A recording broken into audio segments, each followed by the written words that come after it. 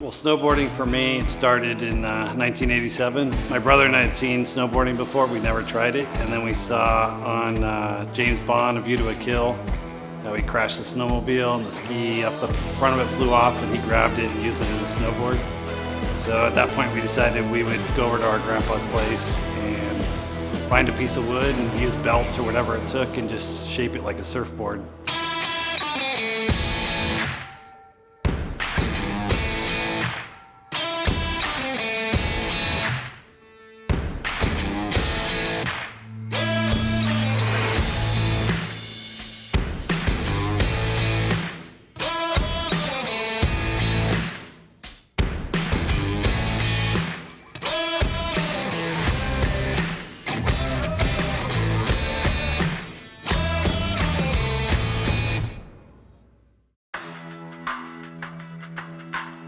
You know, ultimately what I'd like to see this video do for people that can't come to China, can't see us here, we go to trade shows, we go to ISPO, we go to SIA, we go to different places and try to explain what we have here.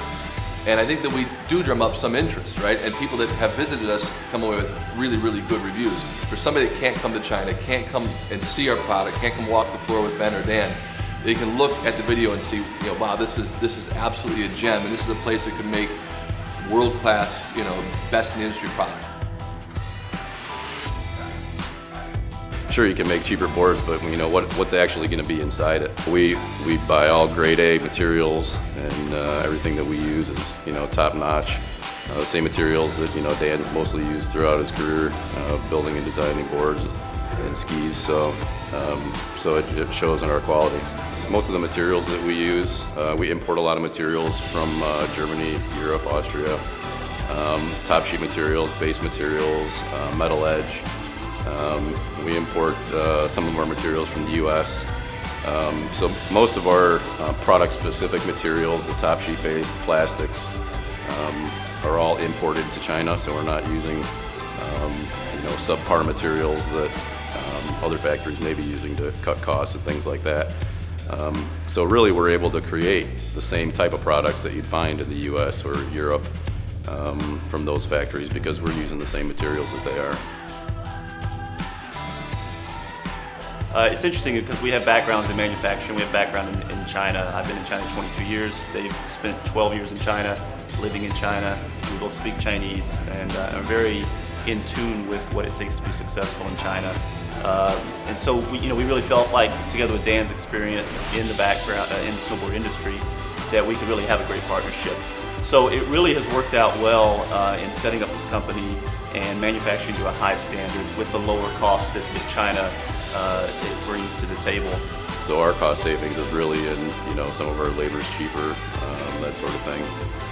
But with the way we're able to train our workers, we train them to become craftsmen, so they you know, understand what they're doing, know what they're doing, and they're able to do a great job and make a great product for us.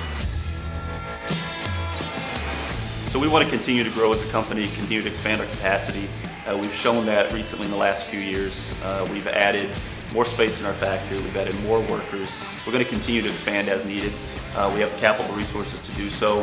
As we gain more customers and gain a bigger following, we'll just continue to expand and grow as a company. And we plan to keep our identity, right? I mean, we are Americans that have international experience, that love the industry, that make high-end product. I mean, we're not out there trying to make compete with the cheapest of the cheap. I think that we bring value with really, really good products. So we want to continue to focus on making, you know, high-end product. I think right? high quality, low cost is something is a term that's used too much, but we really do focus on that because every customer does have a price point that we need to hit. I mean, it's a difficult There's a industry, market dynamic, right? And so we need to help that customer to achieve that while also achieving the highest quality possible. We're technically an international company, and I think that's critical when you compare us to our competitors. There are people with larger scale than we have, but when you add it all together with the international support, the technical capabilities of our local staff, Ben and Dan's expertise, and then Dave and my China experience, I believe that we add the most value really of anyone out there.